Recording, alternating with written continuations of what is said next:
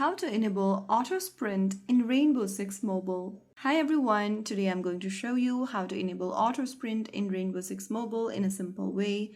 First of all, open your game on your device and wait for the main homepage to load.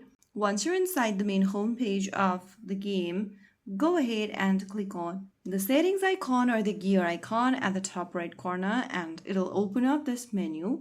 From here, go ahead and click on the controller option on the left hand side menu, and inside controller, scroll down and toggle on the switch right next to auto sprint. Once you toggle on the switch right next to auto sprint, you'll be able to turn on auto sprint in the game. Once it's enabled, your character will automatically start sprinting when you move forward without needing to hold the sprint button. Now you can get back to the game and try moving forward. You should now sprint automatically.